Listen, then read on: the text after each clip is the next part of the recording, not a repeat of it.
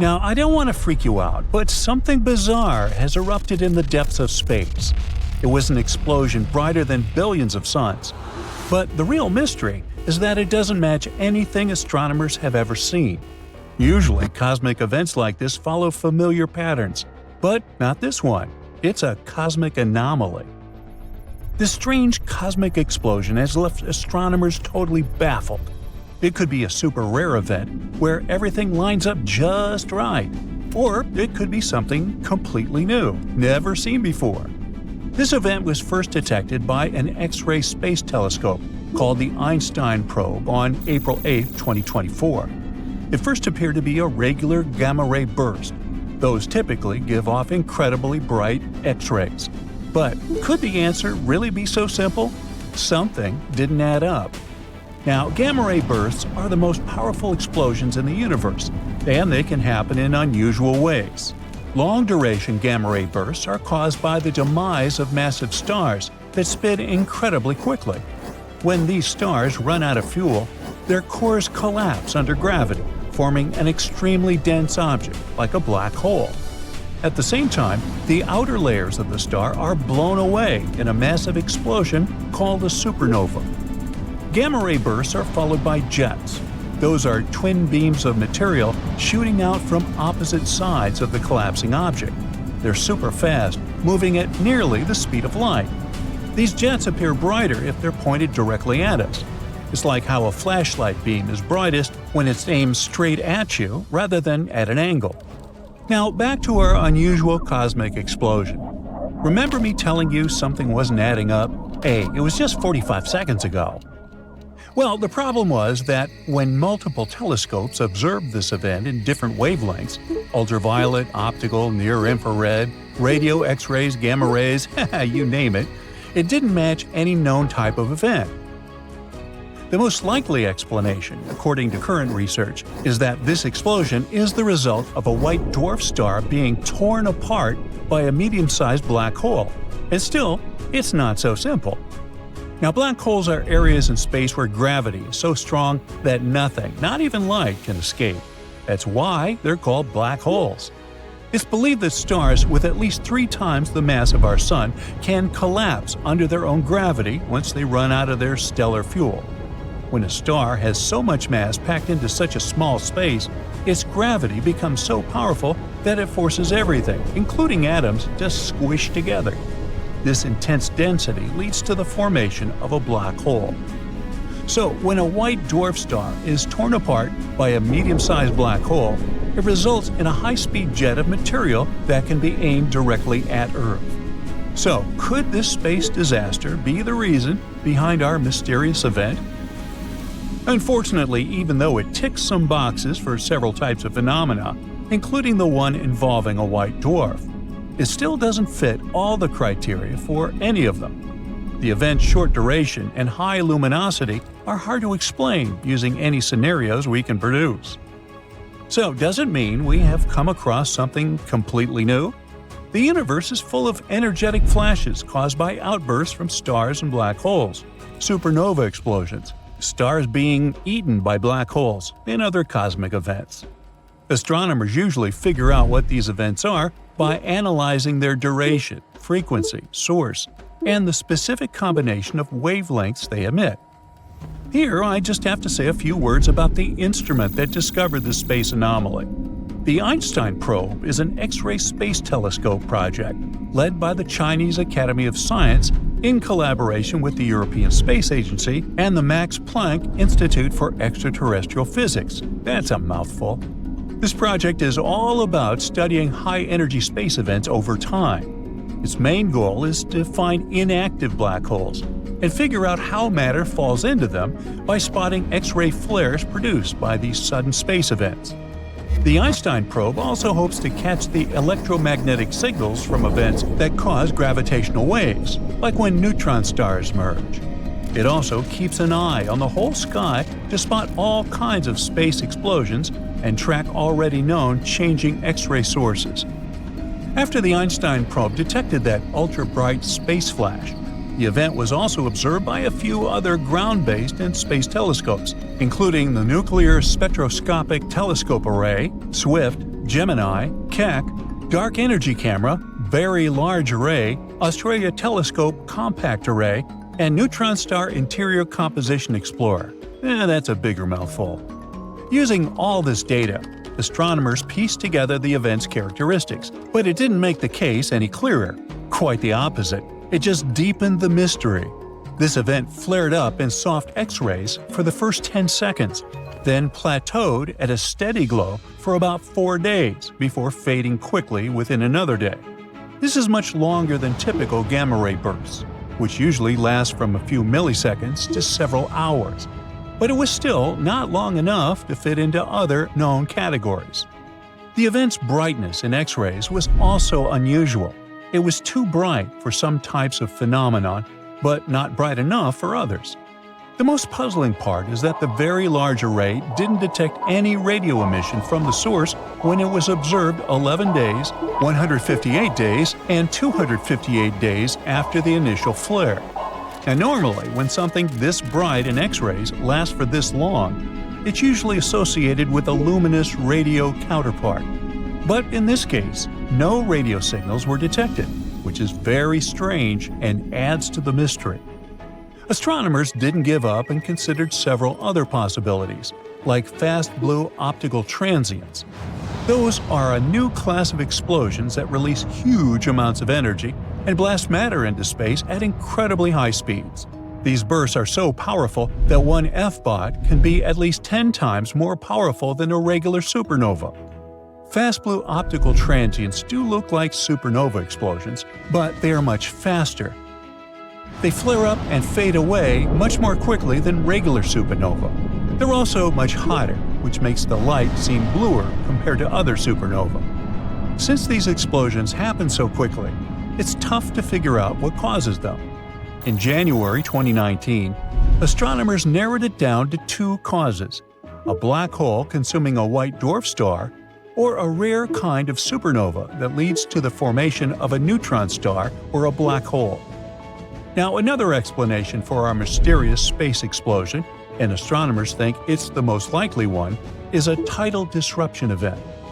It happens when a black hole swallows a star, causing a flash of light.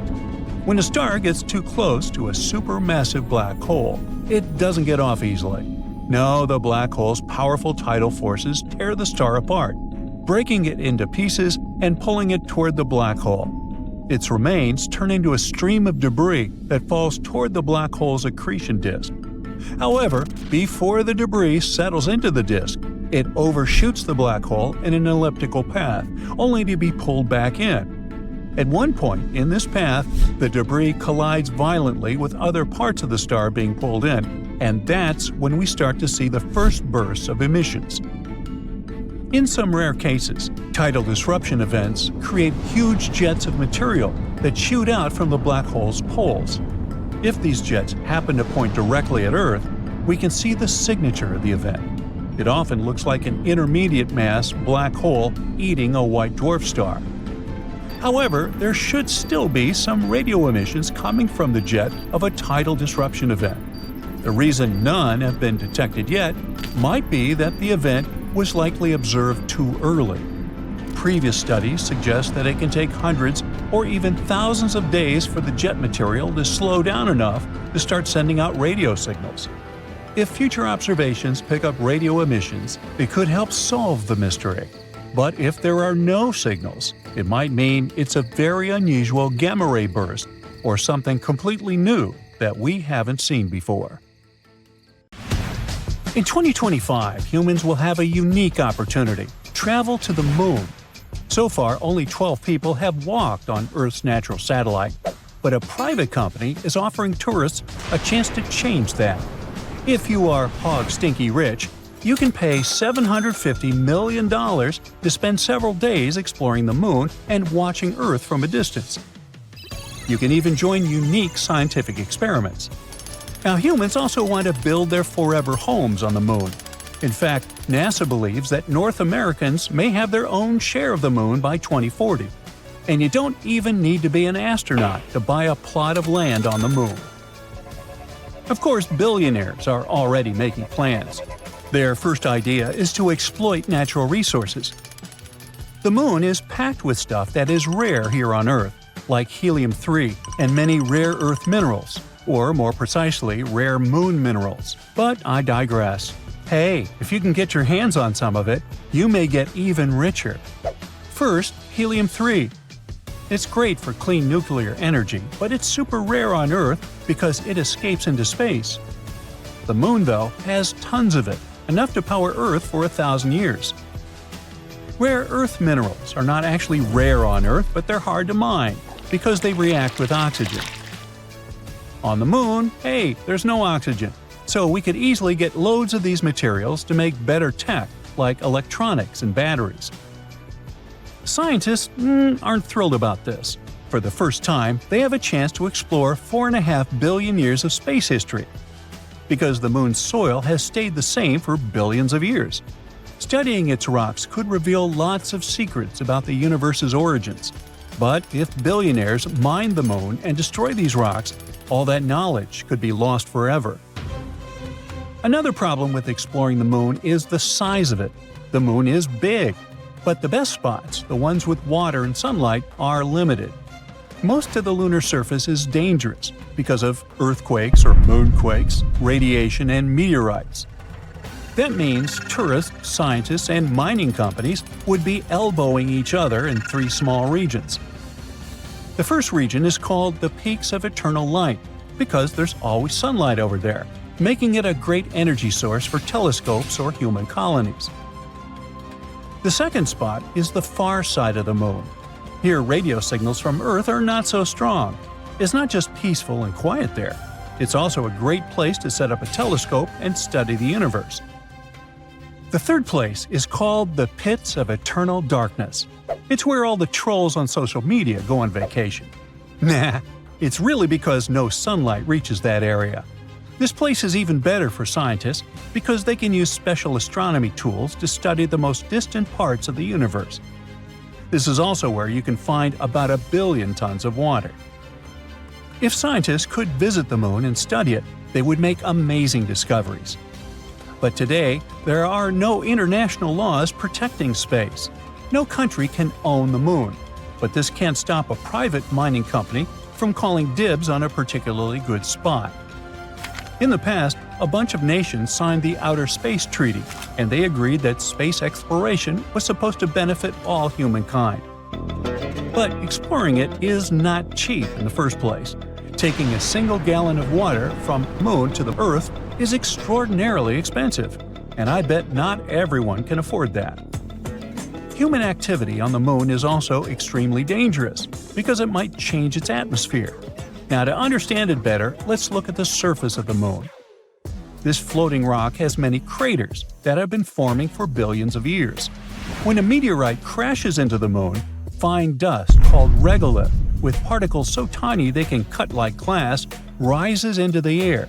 This process once created the atmosphere of the Moon, and this atmosphere is quite different from the atmosphere of Earth.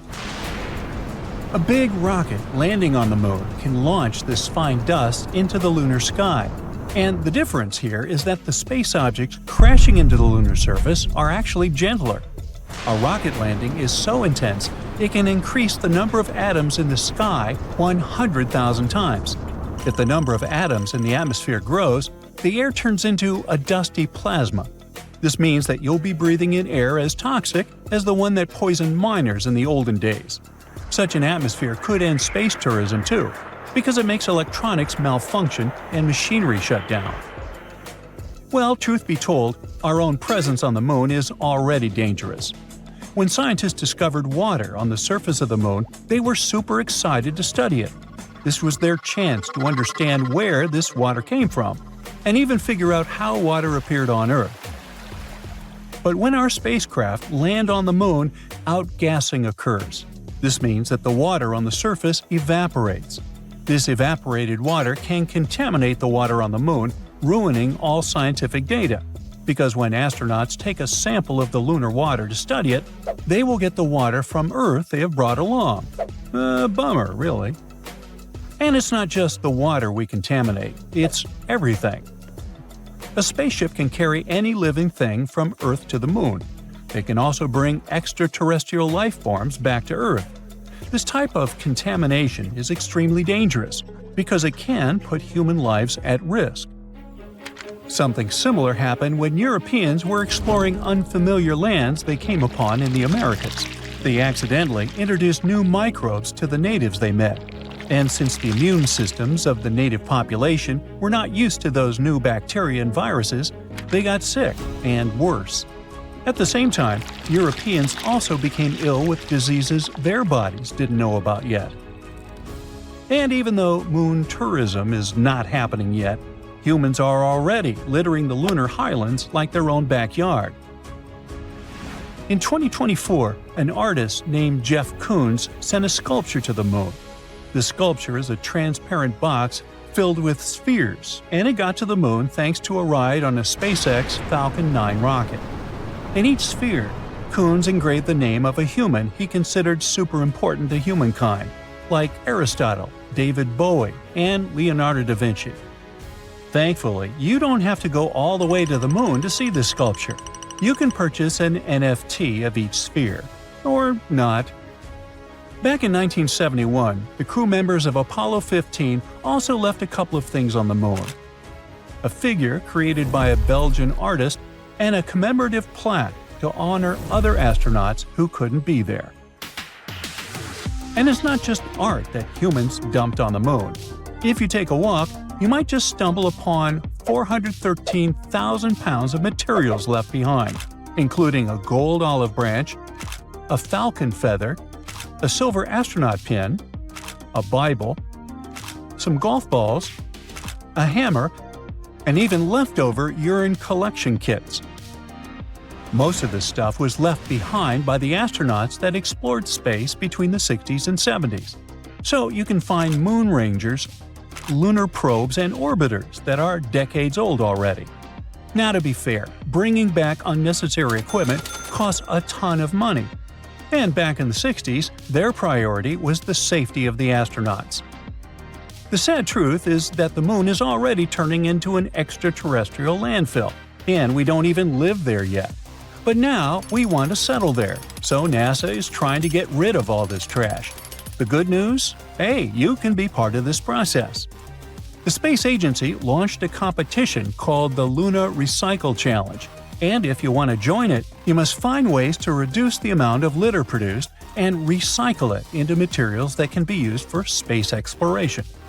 To win, you need to develop a way to completely recycle the trash that is on the surface of the moon. You will help science and win $3 million. And if you get this sum, well, you might finally afford a ticket into space. In February 2025, scientists discovered something shocking about our planet's insides. We've long thought that Earth's inner core is a solid and stable sphere, but the truth may be quite different and a bit alarming. The recent study suggests that the surface of the core might be undergoing structural transformations right at this moment. Researchers from the University of Southern California have analyzed decades of seismic data and discovered that the surface of the inner core appears to deform under the influence of the outer core. We've observed such changes for the first time, but they're likely to explain some peculiarities in the rotation of the inner core. They could even be influencing the length of days on Earth. Now, the inner core of our planet, located about 3,100 miles below the surface, is traditionally described as a solid ball of iron and nickel. However, new data shows that its outer layer may be more malleable than expected. This discovery is based on the analysis of seismic waves from repeated earthquakes near the South Sandwich Islands. The researchers used enhanced resolution techniques to study these seismic signals.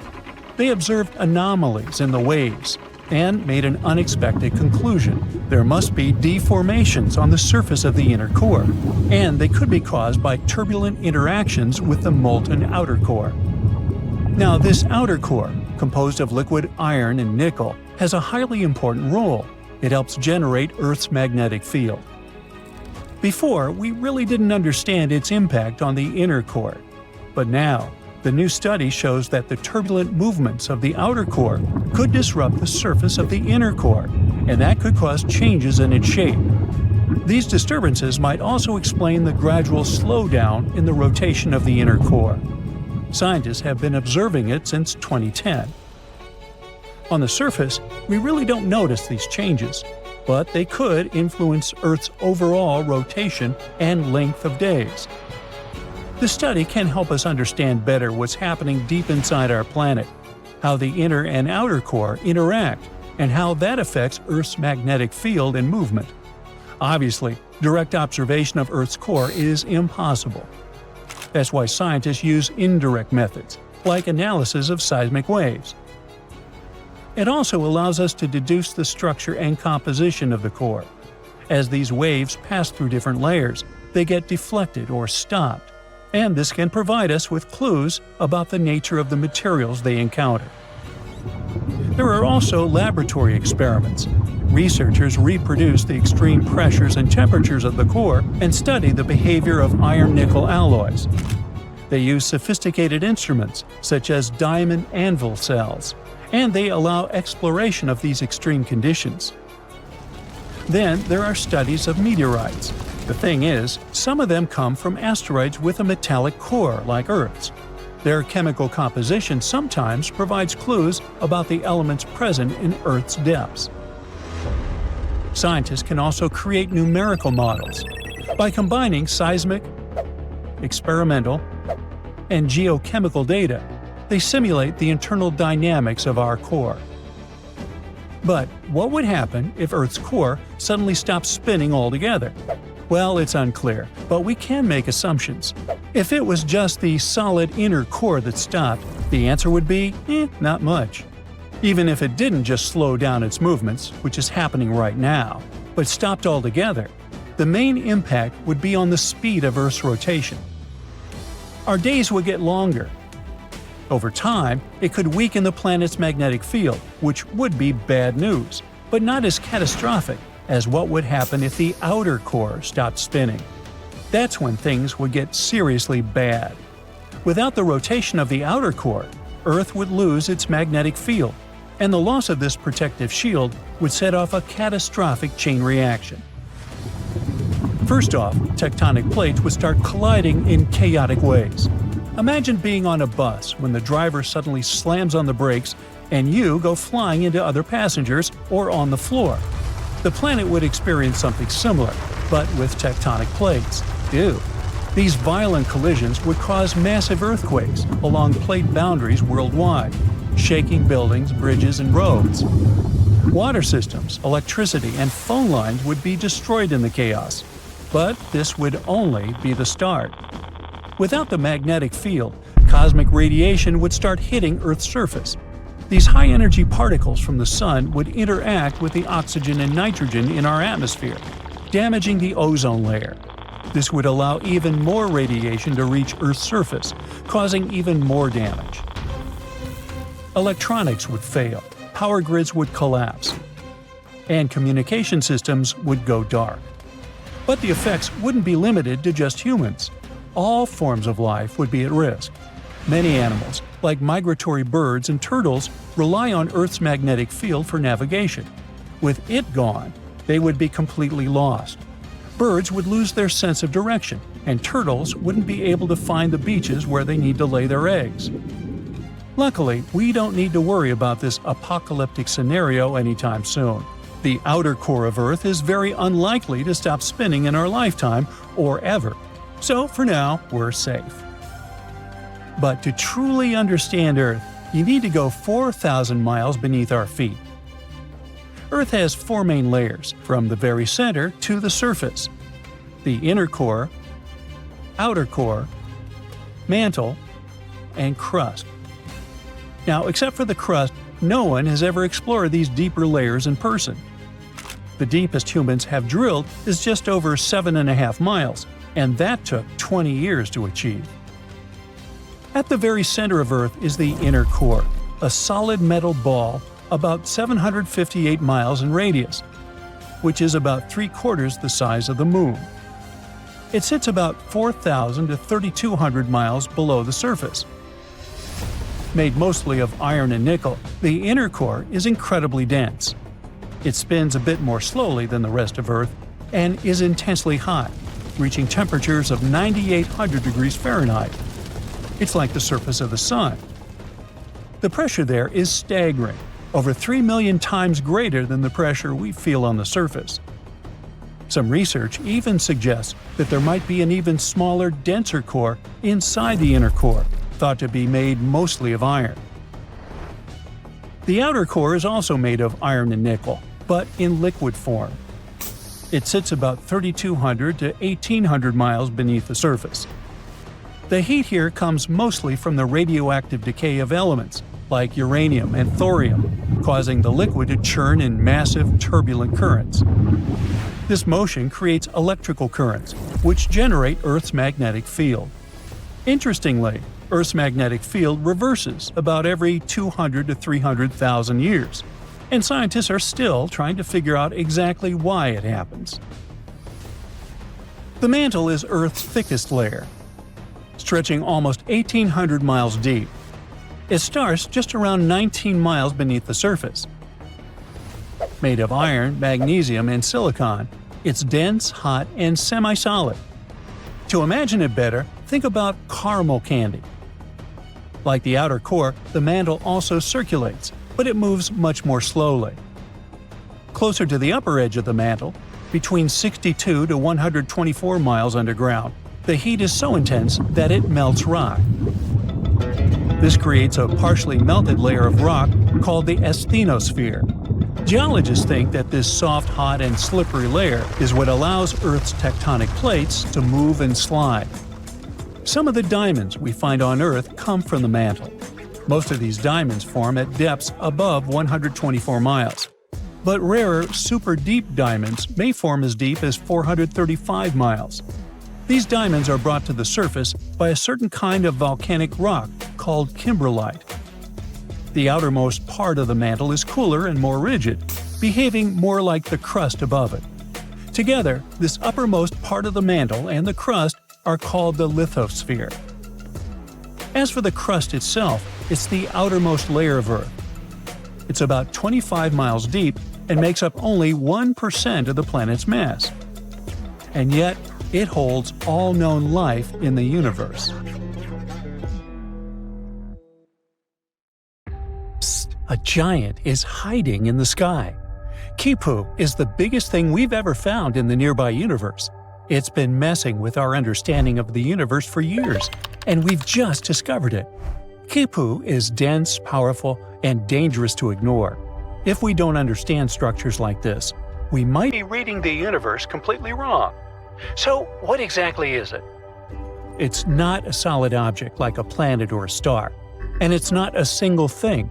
It's a superstructure, basically an entire region of the universe, a tangled mess of matter spanning a huge amount of space stitched together by gravity. Quipu is made up of an enormous web of galaxies, galaxy clusters or giant groups of galaxies, gas and dark matter. It's like a superhighway, with galaxy clusters being the cities, filaments being the roads, and dark matter being the invisible infrastructure holding it all together. This giant stretches across 1.3 billion light-years. That means if you traveled at the speed of light, it would still take you 1,003,000,000 years just to cross it. Quipu also holds 200 quadrillion solar masses, even though it only takes up 13% of the observable universe. The name Quipu comes from the Incan system of knotted cords used to record things, called quipus. It was like a writing system. In that system, each knot, color, and twist told a story, numbers, taxes, harvests, and so on. So, when astronomers saw this colossal structure in space, long, tangled, and branching like space cords, they named it after this language of knots. Plus, the shape of the space reminded scientists of those threads. There's a long central filament, and the smaller ones are branching off the sides. What's even more fascinating, Quipu isn't alone. When scientists mapped this part of the universe, they found 5 of these massive structures. They aren't just sitting there either. They formed over billions of years through gravity slowly pulling matter together. All told, all those giants hold nearly half of all the galaxy clusters in that region, 30% of all the galaxies, and a quarter of all the matter in the observable universe. The team that found Quipu used a clever trick. They searched for X-rays coming from galaxy clusters. These clusters aren't just full of galaxies, they're also filled with superhot gas. That gas is so hot it glows in X-ray light, which we can't see with our eyes, but special telescopes can.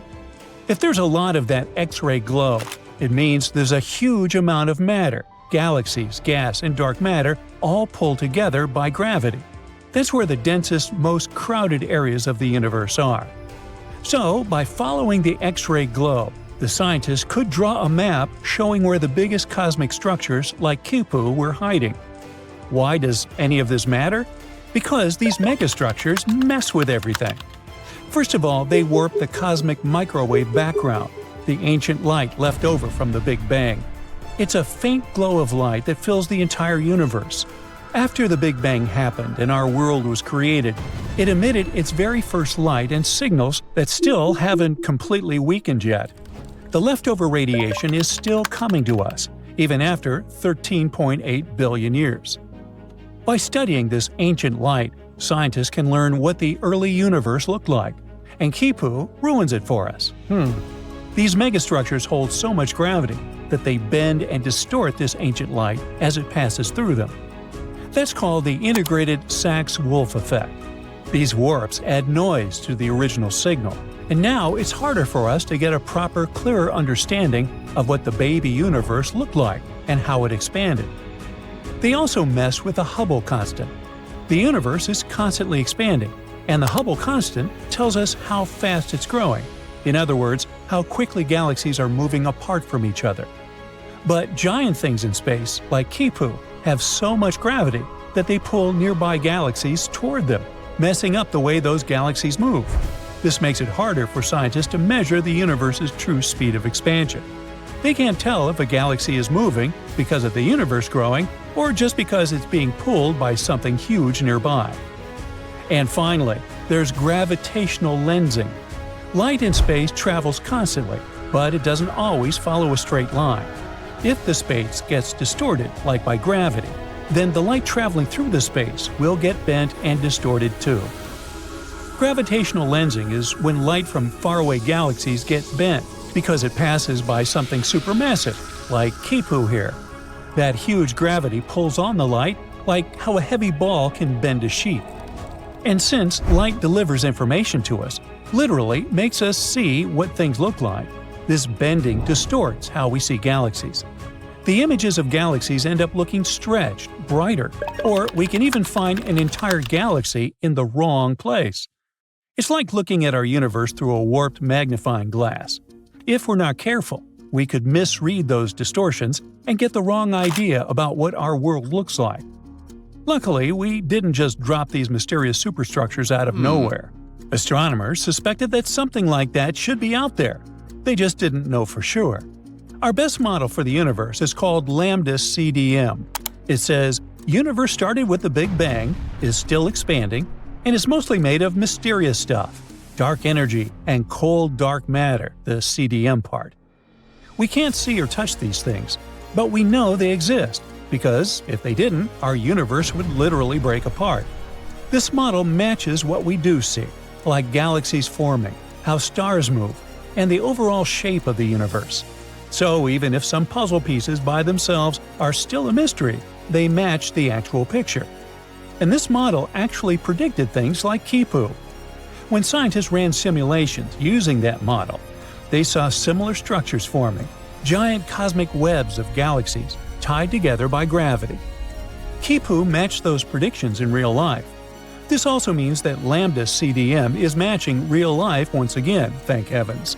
No huge surprises here. But now that we actually found it, it's the largest known structure in the observable universe. There was another giant before Quipu, the Sloan Great Wall. That one was discovered in 2003 and was believed to be one of the largest structures ever found. And it's still an absolute monster. The Sloan Great Wall stretches over 1 billion light-years across.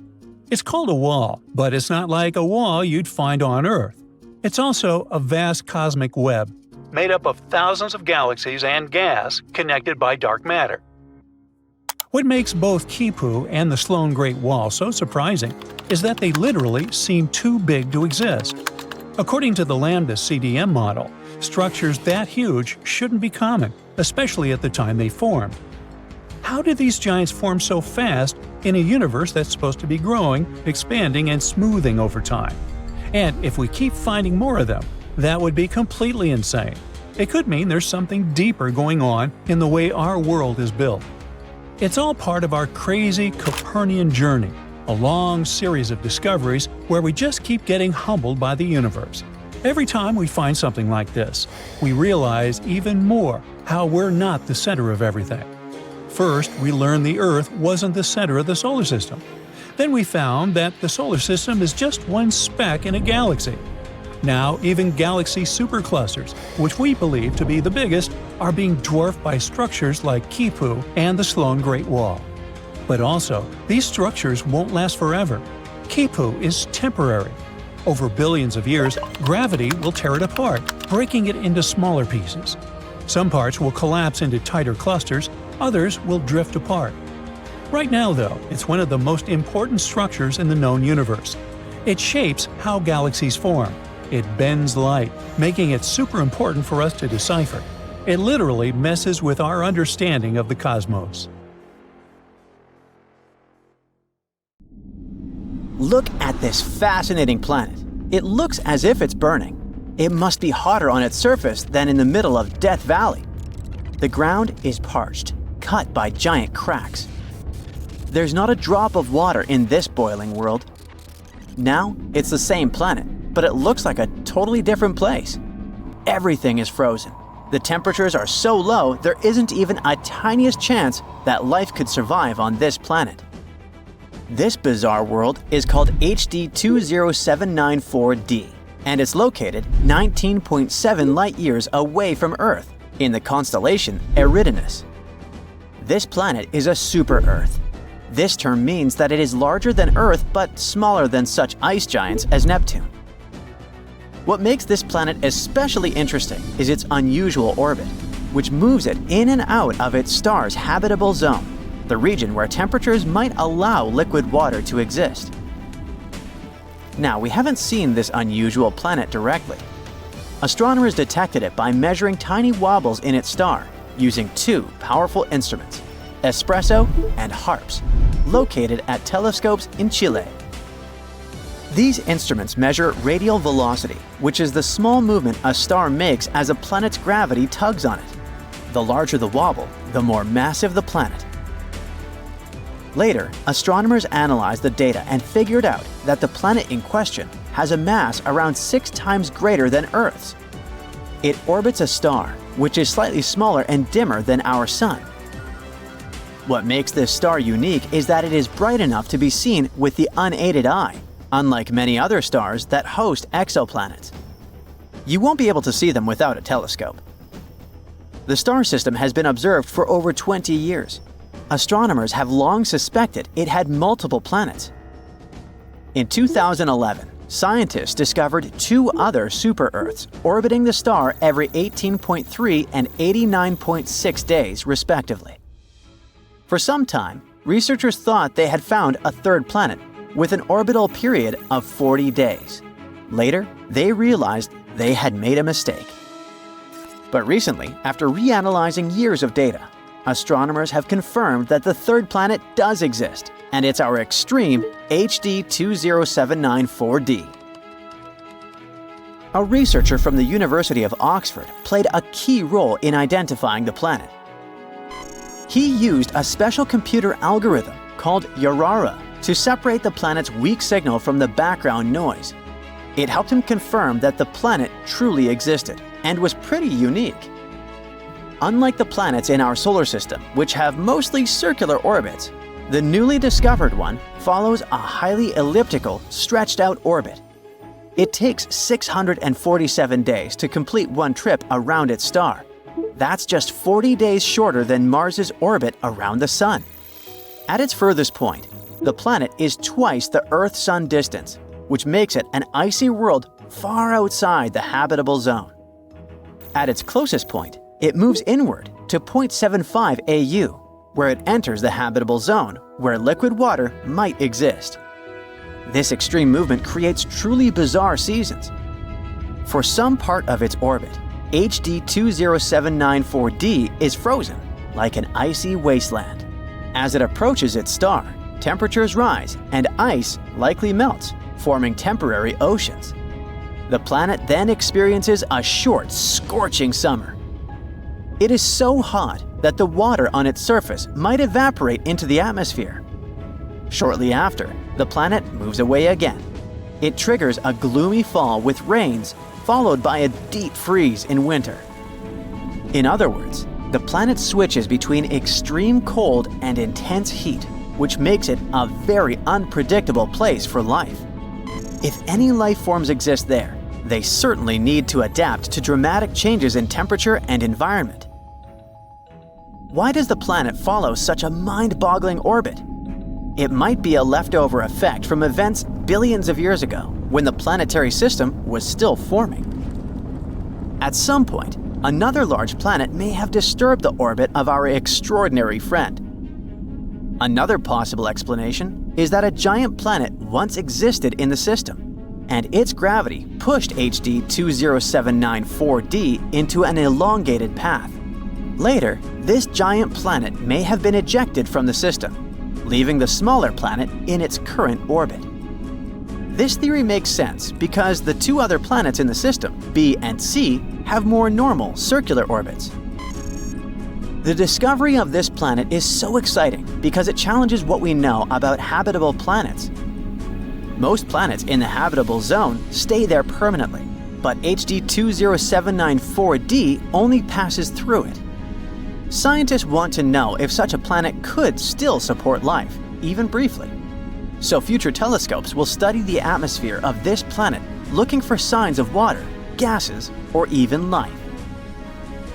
Another super-Earth that might have the right conditions for life orbits a star 137 light-years away. In space terms, this is considered relatively close. A light-year is around 6 trillion miles. The planet is called TOI 715b, and it's about 1.5 times the size of Earth. Unlike HD 20794d, it's permanently located in the habitable zone. Look, that's what astronomers think the planet might look like. TOI 715b orbits its star very quickly, completing a full orbit in just 19 days. But even though it's close to its star, it may not be extremely hot, all because its star is a red dwarf. That's a type of star that is smaller and cooler than our Sun. This means TOI 715b could have a milder temperature compared to other exoplanets that orbit closer to hotter stars. NASA discovered the planet using the Transiting Exoplanet Survey satellite. This space telescope finds planets by watching for small dips in a star's brightness, which happen when a planet passes in front of it. Since red dwarfs are smaller and dimmer than the Sun, planets passing in front of them are easier to detect. Astronomers are planning to study the planet further using the James Webb Space Telescope. This powerful telescope, located 1 million miles away from Earth, can analyze the atmospheres of distant planets. If TOI 715b has an atmosphere, JWST could help scientists determine what gases are present in it and whether such conditions could support liquid water or even life. One more promising world for our search for extraterrestrial life is an extremely dense super-Earth in the K2360 system. An international team of researchers from Japan and Europe has discovered this remarkable multi-planet system orbiting a Sun-like star located 750 light-years away. This system has 2 planets, including one of the densest rocky planets ever found. The K2360b is a rocky super-Earth, about 1.6 times the size of Earth, but with a mass 7.7 times greater. This makes it as dense as lead. The planet orbits its star incredibly fast, completing one full orbit in just 21 hours. It's the densest known ultra-short period planet with well-measured properties. As for its sibling, this is a much larger outer planet with at least 15 Earth masses. It takes 9.8 days to orbit its star. Sadly, since it does not pass in front of its star from our viewpoint, scientists cannot determine its exact size. The unusually dense planet might be the core of a much larger planet. Over time, intense radiation from its parent star may have blown away its outer layers, leaving behind only its dense, rocky core. So, in fact, this planet could show us what might happen to some planets that are too close to their stars. Astronomers think that the planet may have moved inward over time due to interactions with its larger companion planet. One possibility is high eccentricity migration, where a planet's orbit becomes highly stretched out due to gravitational interactions before gradually becoming more circular near the star. Another theory is that the planet's spin and axial tilt can cause its orbit to become more circular. Such planets are rare, and finding one with a massive outer companion can help scientists refine their theories about how planets form and evolve in extreme environments. With its help, we might also understand how rocky planets evolve and what happens to planets that get too close to their stars. So, how do you feel about cooking? Nah, pasta and burgers are overrated. How about something more exotic, or rather, more cosmic? So, the recipe is simple. Take a team of enthusiastic astronomers and add some old images from the James Webb Space Telescope. Stir really well, and you'll get a shocking number of tiny asteroids in the asteroid belt between Mars and Jupiter. Yummy! The highlight of this dish is the direction in which some of the asteroids are moving, because in their way, there's our poor planet. Are we doomed just because you decided to cook? Now, the asteroids I'm talking about are much smaller than the massive space rock that wiped out the dinosaurs, but they can still cause considerable damage. They range in size from as small as a bus to as big as a stadium. But even those small ones pack quite a punch. Let's look at a recent dramatic example. It happened on February 15, 2013. A small asteroid just tens of feet wide exploded in an airburst over Chelyabinsk in Siberia, releasing an insane amount of energy. Many people witnessed and recorded the event, and it gave scientists vital clues. New computer models helped scientists reconstruct the size, speed, and impact of the Chelyabinsk meteor. It was likely an asteroid, about the size of a 5-story building, exploding from 15 to 18 miles above Earth's surface with an enormous, incomparable force. The blast shattered 1 million windows and hurt over 1,000 people. Fortunately, it wasn't powerful enough to cause too much damage, but it gave us an idea about how dangerous an airburst can be. Now, an airburst occurs when an object explodes high in the atmosphere, never striking the ground, but releasing enough energy to devastate the area. But back to the small asteroids. The most dangerous thing about them is that they hit the Earth far more often than the larger ones, about 10,000 times more frequently. To make matters worse, their small size makes them harder to detect in advance, leaving little time for preparation if one is heading towards Earth. Now, let's travel back in time. Uh-oh, dinosaurs, too far back.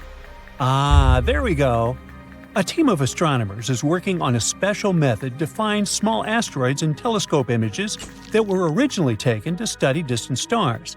Using this method, they've looked through thousands of JWST images of a star system called TRAPPIST-1. It's located 40 light-years away and is one of the most studied systems outside our solar system. Now, while analyzing these images, they discovered 138 new asteroids in the main asteroid belt, plus 8 they already knew about. And guess what? Among the newly found asteroids, 6 seem to have been pushed into paths that could bring them closer to Earth. Who did it? Well, probably nearby planets. Are they holding a grudge against Earth? Interestingly, scientists thought they'd find just a few new asteroids, but the number was much higher than they expected. Yet, it's no wonder. Right now, they're exploring a part of space they didn't know much about before. Now, let's talk about the hero of the day, the James Webb Space Telescope. It's especially good at finding small asteroids because it can detect their heat. These asteroids give off infrared radiation, which is much easier to see than the faint sunlight that reflects off their surfaces. This technology allowed scientists to spot the smallest asteroids ever seen in the main asteroid belt. The asteroids they found are pieces left over from collisions between bigger space rocks. Finding them helps astronomers understand the history of the asteroid belt and improve methods for tracking small asteroids that could threaten Earth. The researchers are planning to use James Webb to observe other star systems for at least 500 hours. They expect this work to uncover thousands more small asteroids in the solar system. Other advanced telescopes, like the Vera C. Rubin Observatory in Chile, will also help. Starting in 2025, this observatory will use the world's largest digital camera to photograph the southern sky every night for at least 10 years. Each image will cover a huge area of the sky, about 40 times the size of the full moon. The observatory might find up to 2.5 million asteroids in just 6 months, almost doubling the number we know about. Recently, NASA has identified 2 small asteroids. They were supposed to pass near Earth on December 16, 2024. Luckily, neither posed any danger to our planet. The first asteroid was 71 feet wide, about the size of a large airplane, and was traveling at 10,800 miles per hour. The second asteroid was slightly smaller, 56 feet wide, but it traveled faster at 14,700 miles per hour. But hey, even though this time the danger is past, who knows what the future will bring? It may sound weird these days, but astronomers didn't really care much about small asteroids for a rather long time. They thought of them as just random space debris that got in the way of observing stars. Some even called them sky parasites. But now, the way we see these little space rocks has completely changed. You see, until recently, we could only spot really big asteroids, those over a mile wide. The smaller ones just blended into the background noise in telescope images. But then, a clever trick appeared where multiple images of the same part of the sky were combined, making those faint small objects finally stand out. The data from certain telescopes, along with the James Webb Space Telescope, helps us improve planetary defense. But there's more to it than just protecting our planet. Studying these small asteroids also teaches us about how the solar system evolved. There are so many of them because they're fragments from collisions between bigger space rocks. One researcher has said this is like looking at old data in a new way. These small asteroids, which people used to think of as space junk, are crucial for understanding our solar system and even preparing for whatever the future holds. Among those hundreds of millions of rocks orbiting the Sun in the asteroid belt between Mars and Jupiter, some are especially worrisome. They come close enough to Earth for it to be quite concerning. NASA classifies asteroids that orbit within 30 million miles of our planet as near-Earth objects, and those could pose a serious threat if they were to collide with our planet. Right now, NASA is closely monitoring an asteroid named Bennu. This is a fairly large space rock, measuring about 1,600 feet across. It could, potentially, crash into Earth in 159 years. First, the astronauts spotted it in 1999. So currently, experts believe that there's a small chance Bennu could drift into Earth's orbit and collide with our planet by September 24, 2182. Would it be bad? Well, to put it in perspective, Bennu is taller than the Empire State Building. If it hit Earth, it would generate 1,200 megatons of energy, an amount so massive that nothing on Earth could generate that. NASA scientists are particularly concerned about a tiny chance that Bennu could pass through a gravitational keyhole during a flyby in the 22nd century. This keyhole is a region in space that could set the asteroid on a path that brings it directly to Earth. Now, Bennu flies by Earth every 6 years and has had 3 close encounters with us in 1999, 2005, and 2011. Right now, scientists estimate that the chance of Bennu hitting Earth by 2182 is about 1 in 2,700, more than 5 times greater than the chance of being struck by lightning. Although the chances of Bennu colliding with Earth are very low right now, this space rock is still classified as a potentially hazardous asteroid. because it might come as close as 4.65 million miles to Earth. Now, this asteroid is another space rock that we need to keep an eye on. It's a near-Earth object about 1,100 feet across, and it was discovered in 2004. Initially, it was considered one of the most dangerous asteroids ever detected. Apophis quickly gained attention because experts believed it could pose a serious threat to Earth because of its close approach to our planet in 2029. However, after further study of its orbit, astronomers determined that there was no risk of a collision for at least a century. Well, we can all breathe easier now, can't we? A huge asteroid, several hundred feet across, is dashing towards Earth through the black nothingness of the cosmos. Ooh. Brace for the terrible news. There's a 72% chance it might hit Earth in 14 years, with potential impact zones being North America, Southern Europe, and North Africa, some of the most densely populated areas on the planet. Astronomers have been keeping a close eye on the space invader for a few months, but now it's moved too close to the Sun, and tracking it is impossible for the next 7 months. Of course, there's a 28% chance that it will miss our planet altogether. But what if it doesn't? Global devastation and destruction, that's what. Thousands of lives lost, billions and billions of dollars in damage, entire species wiped off the face of the Earth, ruined cities and towns, destroyed fields and forests. We're left wondering whether it's the future awaiting for us. Well, now you can breathe easy. That's just a hypothetical scenario created by NASA to prepare for a situation like this. The space agency has been thinking about this kind of disaster for years. Even cooler, they run what-if asteroid exercises every 2 years to get scientists, state agencies, and international experts on the same page. The last one occurred in April. Over 100 people took part in that event. During such asteroid drills, experts pretend that a giant space rock is heading our way. Then they work through all the tricky questions they can come up with, like how big is it? Where might it hit? What should we do? It's like a massive brainstorming session to make sure that if it ever happens, we won't have to start from scratch. To make these scenarios feel as real as possible, NASA's Center for Near-Earth Object Studies gets involved. These are folks who track real asteroids and calculate their orbits.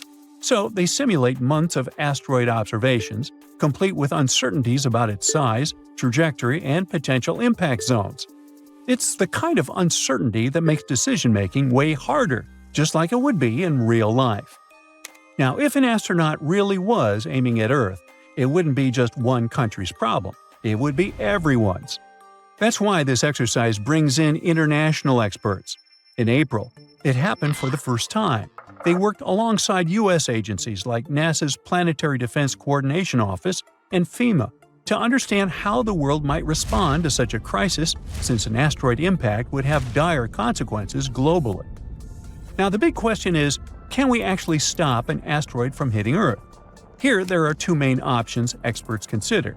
First, we could send a spacecraft to gather more info. If we knew more about the asteroid's size, mass, and orbit, we'd be able to make better decisions about what to do next. The second option is to try to deflect it. Basically, it means bumping the asteroid off its course so that it misses Earth. This might sound impossible, but NASA's DART mission has already proven that we can do it. 2 years ago, they crashed a spacecraft into a small asteroid called Dimorphos and successfully changed its orbit. It was a huge victory for planetary defense. But missions like that take tons of time to plan, prepare, and carry out. That's why spotting dangerous asteroids as early as possible is so important. Currently, NASA is working on a new telescope called NEO-Surveyor, which is set to launch in 2027. Unlike good old telescopes, NEO-Surveyor is designed to detect even the trickiest asteroids, including ones orbiting close to the Sun. It'll give us a better chance to act early and potentially stop an asteroid before it becomes a threat. If you still think that an asteroid impact is something out of science fiction and the threat isn't real, how about this?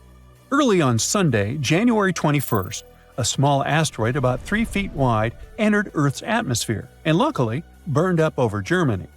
NASA's Scout Impact System spotted it 95 minutes before it hit and predicted exactly when and where it would arrive. At 1:32 a.m. local time, the asteroid turned into a blazing bright fireball. visible as far away as the Czech Republic. Some small meteorites might have landed near the impact site, about 37 miles west of Berlin. This is just the 8th time ever that an asteroid has been detected before it hit Earth. It's a splendid example of how tools like Scout are helping us track asteroids and prepare for anything bigger that might come our way. Here's another example. A small asteroid turned the skies over northeastern Siberia into a breathtaking light show on December the 4th, burning up harmlessly in Earth's atmosphere. The space rock, about 28 inches across, was spotted just hours before it hit. Thanks to observations from astronomers around the world, a special alert system managed to predict the impact to plus or minus 10 seconds. The asteroid entered Earth's atmosphere at 1:15 a.m. local time. The authorities were put on alert, but there was no damage reports. NASA's Asteroid Terrestrial Impact Last Alert System, or ATLAS, spotted the rock 12 hours before it entered the atmosphere. This makes it the 4th imminent impactor, which is an asteroid discovered within hours of its expected impact, detected this year, and the 11th overall. Now, China also has big plans for planetary defense. They're working on their first mission to hit an asteroid, and it's got a double purpose. One spacecraft will crash into the asteroid, and the other will hang back to study the whole thing for up to a year. In other words, it's not just about protecting Earth, it's also a way to learn more about the solar system.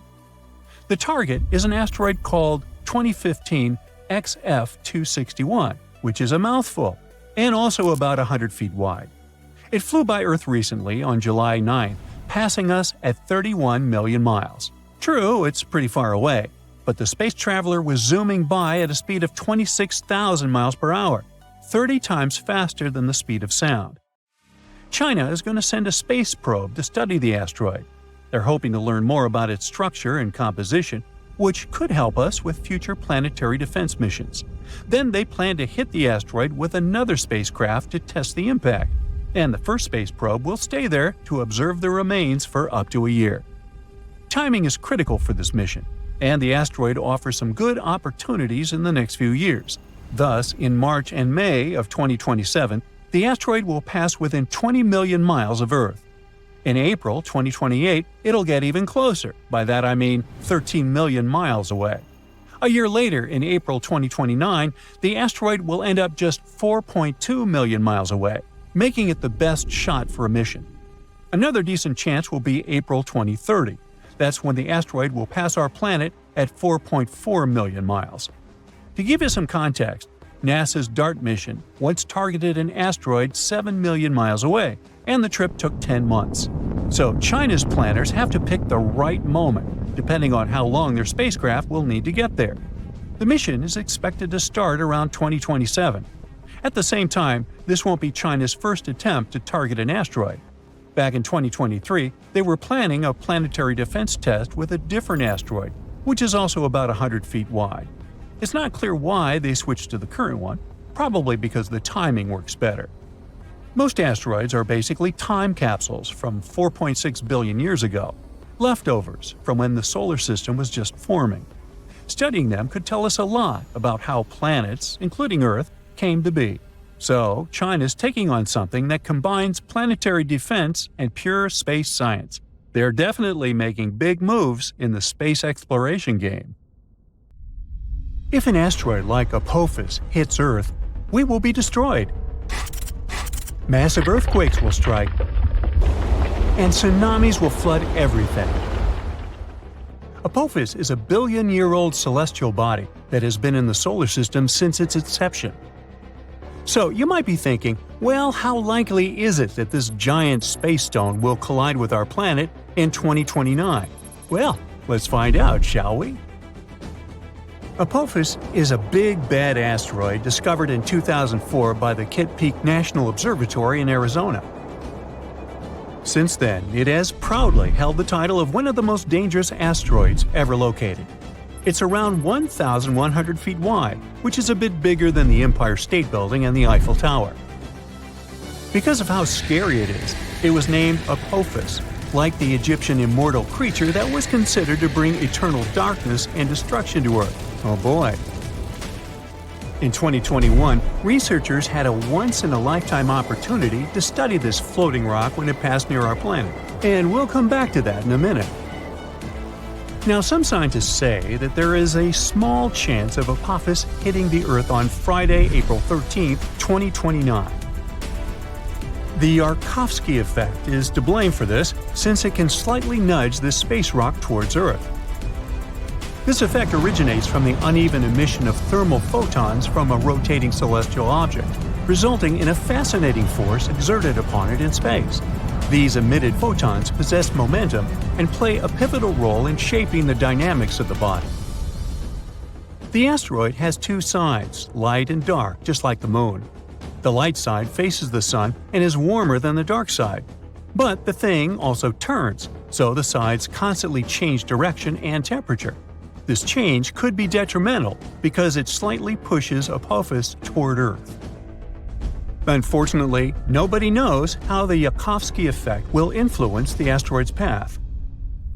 On the other hand, on the asteroid's last flyby of Earth in 2021, astronomers used radar to take accurate measurements of its trajectory and confidently concluded Apophis will safely miss Earth in 2029 by about 20,000 miles and won't bother us again for at least 100 years. Now, generally speaking, every 8,000 years, our planet is hit by a falling star that has similar dimensions to those of Apophis. The last time we were hit by a slightly smaller meteor was in 2013. A new spacecraft developed by NASA called the OSIRIS-REx was launched in 2016 to collect samples from another slightly less terrifying celestial body called Bennu. 4 years later, it finally arrived at the thing, got some samples, quickly said goodbye to Bennu, and started traveling back towards Earth. The samples were safely stored in a capsule dropped in Utah. So far, this has been the most significant sample ever taken from an asteroid. After the delivery, the spacecraft didn't waste any time and started chasing Apophis. Now, OSIRIS-REx has been renamed to OSIRIS-APEX, and is currently playing tag with Apophis. With some luck, on the 2nd of April 2029, when the asteroid zips close by Earth, the spacecraft will reach Apophis and land on it. It will stay on Apophis for 18 months, collecting valuable information and taking thousands of pictures. The asteroid will be monitored with the help of powerful telescopes. At some point, Apophis will get too close to the Sun, and then all the monitoring work will be on Osiris's apex back. If you live in Europe, West Asia, or Africa, you're one of those lucky people who will have a once-in-a-lifetime opportunity to see Apophis with the unaided eye. It'll be visible in the sky in these regions in 2029, and those who have telescopes will be able to spot it once again in 2036. OSIRIS-APEX will experience some problems because the asteroid has a thick crust, and the spacecraft won't be able to collect data as easily as it did with Bennu. OSIRIS-APEX has a unique thruster that will blow all the dust from Apophis while landing. This will be a perfect chance to analyze the surface of the asteroid to see what it's made of. The craft will spend 1.5 years mapping the asteroid, trying to detect changes in its shape. All this research will show how the celestial body is likely to move so we can better design plans to protect Earth from such things. In 2025, NASA is also going to launch the mission Apophis Pathfinder, and it will be the first spaceship to ever touch this asteroid. It will land approximately a year after its launch. Also, NASA has proposed sending a swarm of tiny craft into space to help humanity develop effective protective tactics against asteroid strikes. We know that Apophis originated in the primary asteroid belt between Mars and Jupiter. In the past million years, this celestial body has changed its path because of the considerable influence of Jupiter's gravitation. Now it seems like it favors the Sun more, meaning this asteroid will come very close to Earth. That's why it's classified as a near-Earth celestial body. A lot of tests and research have been done to find a way to deal with asteroids. Some solutions include drilling and detonating the space body from inside, or testing new technologies, like attaching rockets to it and trying to steer it away from Earth. We can also hit it with something moving at high speeds to make it change its course. Apophis is an S-type asteroid made of rocks and minerals like iron and nickel, and is shaped like a peanut. It can tell us a lot about the past and possibly the future. Sampling this space object could reveal how life on Earth began and how plants appeared. There are many theories that suggest that water arrived on our planet on an asteroid or a comet. Asteroids are like priceless time capsules. Unlike rocks on Earth, which have undergone thousands of changes, like erosion, most celestial bodies are still intact and much easier to study. When meteors fall on Earth, they get covered in debris that's impossible to clean. That's why studying Apophis, while it's still in space, is so important. Also, some asteroids are made of precious metals like platinum. Right now, we have a high demand for metals that we use in production, and mining metals on Earth is quite tricky. Just one large meteor might have iron, nickel, gold, and platinum that could last us millions of years. If Apophis has this amount of metals, well, we'd want to break it down and bring it back to Earth. One space rock could be worth quadrillions of dollars, making space mining highly profitable. And still, it would cost us more to get it back to Earth than to dig up these materials here. As technology progresses and new kinds of rockets are developed, this might become possible at some point. So, even though we're safe for the next 100 years from Apophis, you probably still want to see what would happen if something like it did impact. Come on, sure you do. Well, first let me tell you, you'll hear the sound of the collision and know what's happened even if you're miles away. You should leave your house or apartment immediately. Shortly after the impact, massive earthquakes will strike, and many tall buildings will fall. So, staying away from cities might be your best option if you have a choice. But don't escape by car. There will be massive traffic jams, and everyone will panic.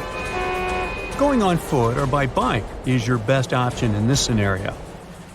A prime way of transportation will be traveling by plane, so if you've always wanted to get that pilot license, now you've got a good excuse. If you have time, take along extra snacks and water, and an extra pair of socks. It's nice to live by the ocean or the sea, but in this scenario, it's the worst place to be, because giant tsunami waves will hit coastlines after the impact. If you live far away from the impact area, the tsunami might take 30 hours to arrive. You'll have a bit of time to prepare. Asteroids are a serious, very real danger. Some of them are big enough to cause a lot of trouble if they collide with Earth. One asteroid in particular is making headlines these days. A new study has revealed there's a small chance it could hit our planet during its close flyby in 2029. But the question is unusual. Will the asteroid survive this encounter? Apophis, which got its name from Apep, the Egyptian deity of chaos and disorder, has become one of the most infamous asteroids. Discovered in 2004, this space object is about 1,100 feet wide. It's about the height of the Eiffel Tower in Paris. Because of its size and the close flyby predicted for 2029, astronomers classify Apophis as a potentially hazardous object. Those are asteroids and other space objects that pass close to Earth and are big enough that we really need to pay attention to them. Right now, scientists say the chances of a collision are slim, less than 1 in a billion. So, at the moment, we can probably claim that Earth is out of danger. But the same can't be said about the asteroid itself. When Apophis passes close to Earth in 2029, our planet's gravity is likely to shake it so violently that it may experience something like an earthquake, a cosmic asteroid quake, if you will. The stress from this gravitational force will probably cause parts of the asteroid's surface to crack off and fly into space. And even though this might not be a full-blown disaster, and the asteroid won't fall apart completely, it's very likely to lose some material during the flyby. Some of this debris might just stick around in orbit, while other bits could fly off into deep space. Over time, this catastrophe could affect Apophis's rotation, causing it to spin differently or tilt in a way it hasn't before. And this is a phenomenon scientists are really interested in, because it could teach us a lot about how asteroids react when powerful gravity is pulling on them. Now let's get back to Earth. Well, we haven't left. Anyway, even though the asteroid isn't big enough to wipe out the planet like the asteroid that destroyed the dinosaurs, it's large enough to cause serious damage to a large city if it ever collided with Earth.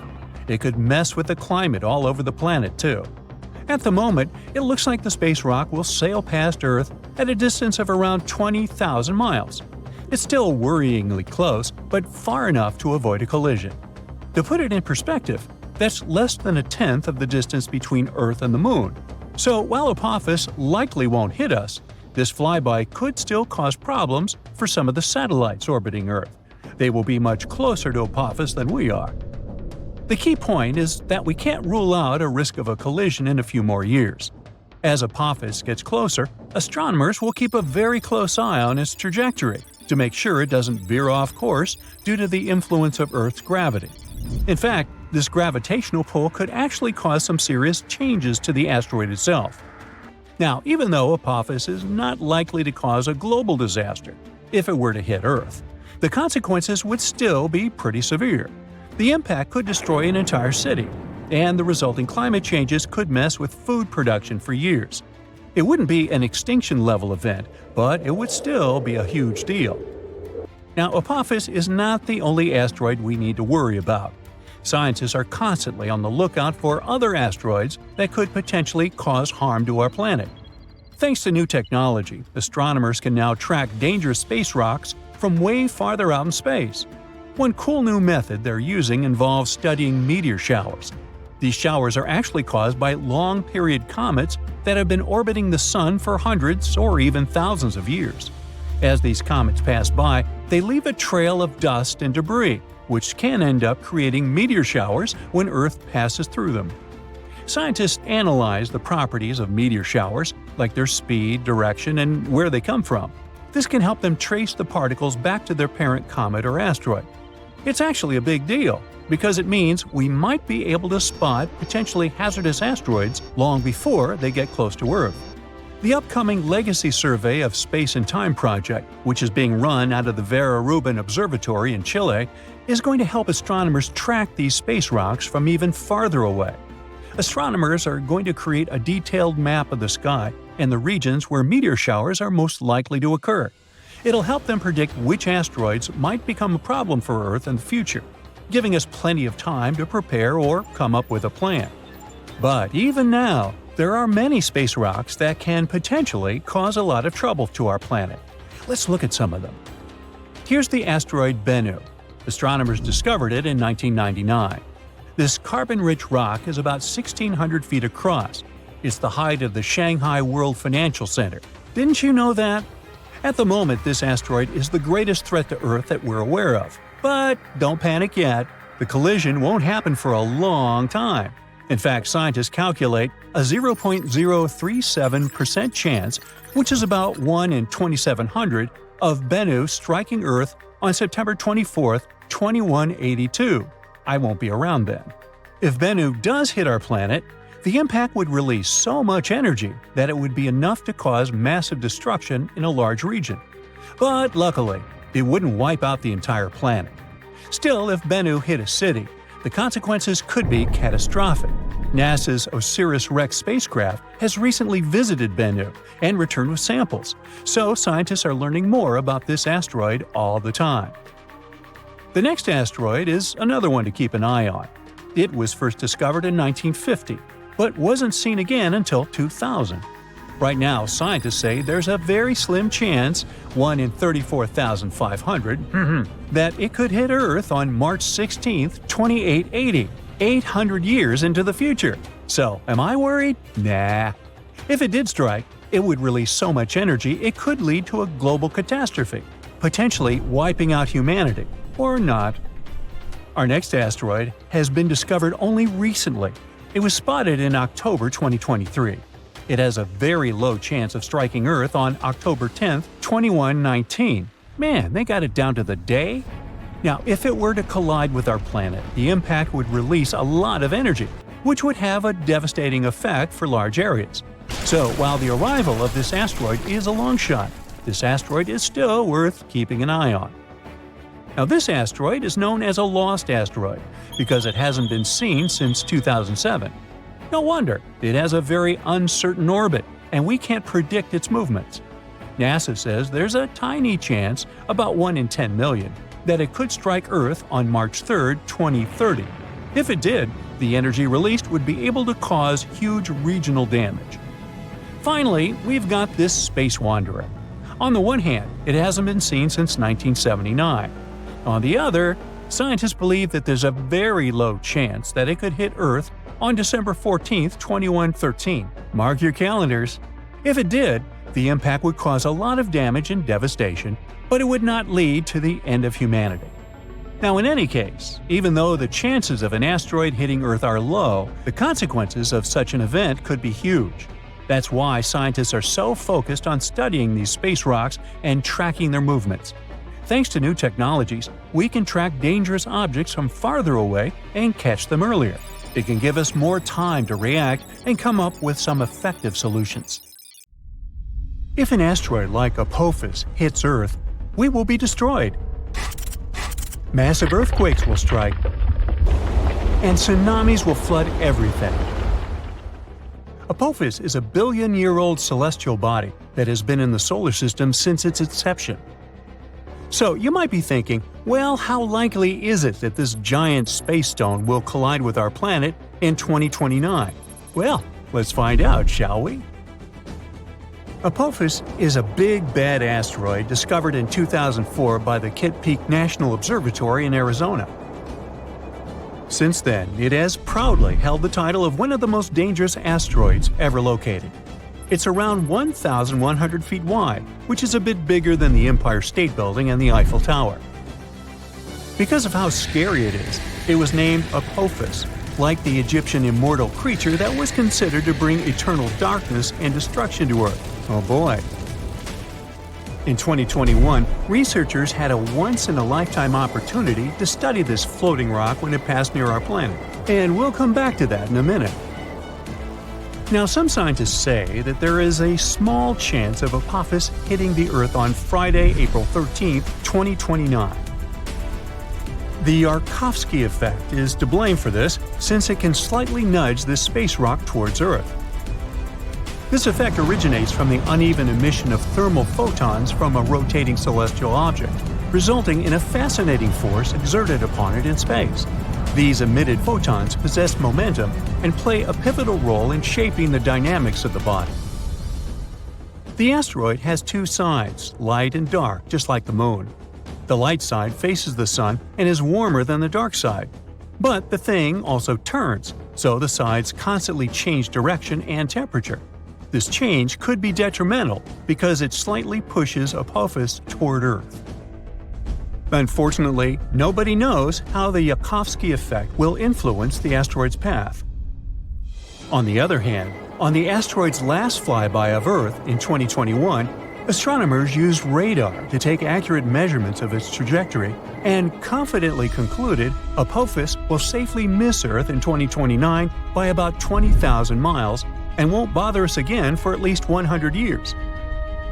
Now, generally speaking, every 8,000 years, our planet is hit by a falling star that has similar dimensions to those of Apophis. The last time we were hit by a slightly smaller meteor was in 2013.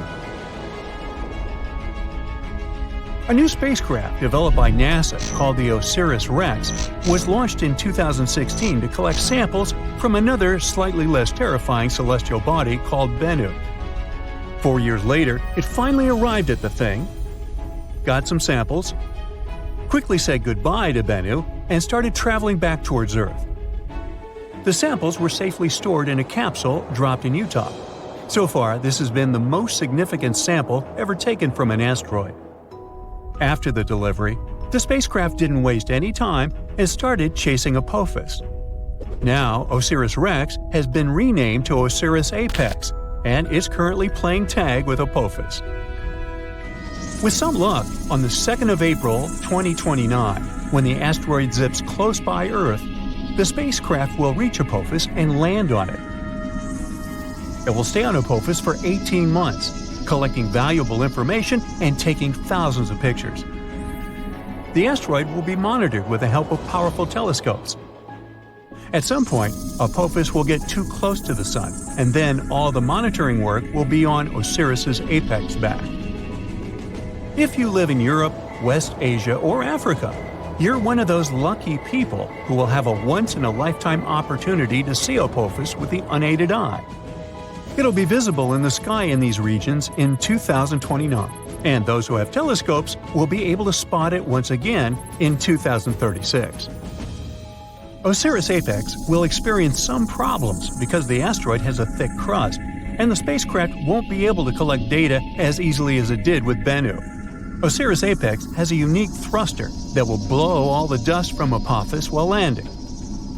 This will be a perfect chance to analyze the surface of the asteroid to see what it's made of. The craft will spend 1.5 years mapping the asteroid, trying to detect changes in its shape. All this research will show how the celestial body is likely to move so we can better design plans to protect Earth from such things. In 2025, NASA is also going to launch the mission Apophis Pathfinder, and it will be the first spaceship to ever touch this asteroid. It will land approximately a year after its launch. Also, NASA has proposed sending a swarm of tiny craft into space to help humanity develop effective protective tactics against asteroid strikes. We know that Apophis originated in the primary asteroid belt between Mars and Jupiter. In the past million years, this celestial body has changed its path because of the considerable influence of Jupiter's gravitation. Now it seems like it favors the Sun more, meaning this asteroid will come very close to Earth. That's why it's classified as a near-Earth celestial body. A lot of tests and research have been done to find a way to deal with asteroids.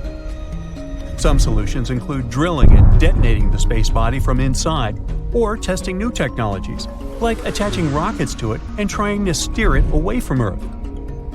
We can also hit it with something moving at high speeds to make it change its course.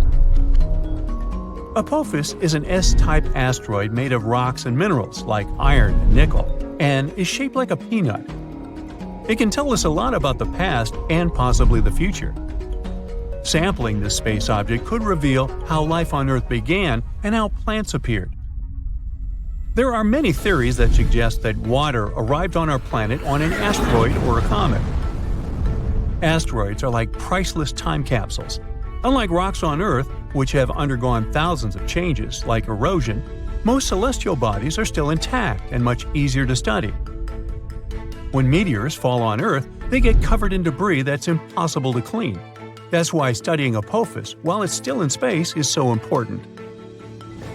Also, some asteroids are made of precious metals like platinum.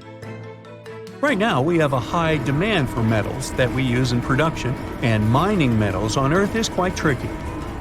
Just one large meteor might have iron, nickel, gold, and platinum that could last us millions of years. If Apophis has this amount of metals, well, we'd want to break it down and bring it back to Earth. One space rock could be worth quadrillions of dollars, making space mining highly profitable. And still, it would cost us more to get it back to Earth than to dig up these materials here. As technology progresses and new kinds of rockets are developed, this might become possible at some point. So, even though we're safe for the next 100 years from Apophis, you probably still want to see what would happen if something like it did impact. Come on, sure you do. Well, first let me tell you, you'll hear the sound of the collision and know what's happened even if you're miles away. You should leave your house or apartment immediately. Shortly after the impact, massive earthquakes will strike, and many tall buildings will fall. So, staying away from cities might be your best option if you have a choice. But don't escape by car. There will be massive traffic jams, and everyone will panic. Going on foot or by bike is your best option in this scenario. A prime way of transportation will be traveling by plane, so if you've always wanted to get that pilot license, now you've got a good excuse. If you have time, take along extra snacks and water, and an extra pair of socks. It's nice to live by the ocean or the sea, but in this scenario, it's the worst place to be, because giant tsunami waves will hit coastlines after the impact. If you live far away from the impact area, the tsunami might take 30 hours to arrive. You'll have a bit of time to prepare. Whoa! A wall of fire spreads around the epicenter of the impact. It burns everything in its path. The waves raised by the explosion cover large cities, and earthquakes are so strong that giant skyscrapers fall like a house of cards. So, these are the possible consequences of the collision with the first interstellar object in history to visit our solar system. We discovered it in 2017, but we're still not sure what it is: an asteroid, a comet, or a spaceship of some outer space civilization. So far, scientists have named it Oumuamua. Sounds like a Hawaiian cow. Well, whatever it is, its speed is much faster than other asteroids, about 54 miles per second. At that speed, you could cross the US from coast to coast in less than 3 minutes. So this asteroid could travel from Earth to the Sun in about 2 months. By comparison, our rockets can travel up to 17,000 miles per hour. The same trip across the United States would take them about 9 minutes. So many scientists speculate that this is an artificial object created by a very advanced civilization. Okay. The shape of the object supports this theory. It's long and narrow and resembles a spaceship. It's about half a mile long, way bigger than the Eiffel Tower. Scientists decided to see if Oumuamua was really someone's spaceship and pointed some radio telescopes at it. If the civilization on that ship had used communication or scanned us with their tech, we would have known about it. But there was complete silence. Kinda like that. Not a single radio wave. But that doesn't disprove the theory of outer space civilization. To find out for sure, we decided to determine the weight of the object. To do that, we use light. More precisely, its reflection. You see, different materials reflect light differently. We take an unknown black stone, for example. It absorbs almost all the light, reflecting almost nothing. Check out the catalog, it's charcoal. Knowing the size and material of the object, we can determine its weight. So, we need to see how much light this object reflects. And when scientists pointed their telescopes at Oumuamua, they learned that it reflects colors that match with iron and also with some solid rocks. And Oumuamua was flashing all the time, a bright flash. Then it would slowly fade, and then it would start to shine again. This means it was spinning. And it wasn't going around its axis like an arrow. It rotated chaotically, moving its edges up and down. Any artificial object or spacecraft would have been torn apart by such overloads. But Oumuamua is still intact. That means it's made of super hard materials that keep it from falling apart. And it's not hollow like a spaceship. It's one solid body. Hey, like me. The astounding speed of this object makes it pretty mysterious. Some comets can have the same or even higher speed, but they also have a kind of rocket effect. So when a spaceship starts from the launch pad, you see fire bursting out of its engines.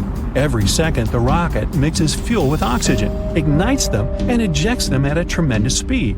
According to the laws of physics, this is like pushing off a wall. The rocket sort of jumps up from the combustion gases it throws down. That's how the rocket creates thrust and accelerates. Comets work on a similar principle. The sun's rays hit the surface of the comet. Light elements like ice start to evaporate. That gas goes one way, the comet goes the other.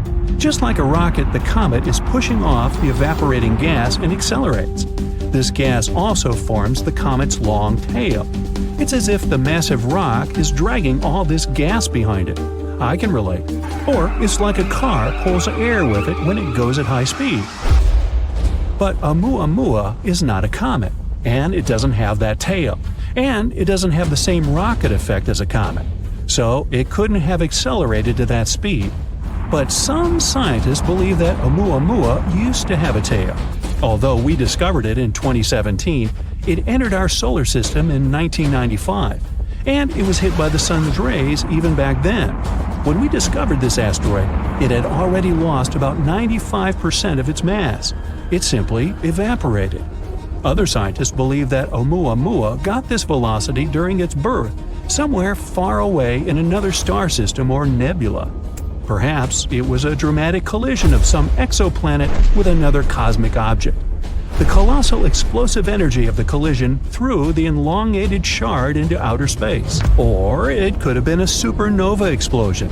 When a star reaches the end of its lifespan, it becomes a red giant. It's an inflated version of the star, hundreds of times bigger. Then it shrinks and explodes with tremendous force. The blast waves can travel many light years away from the epicenter, and it's one of the brightest events in the universe.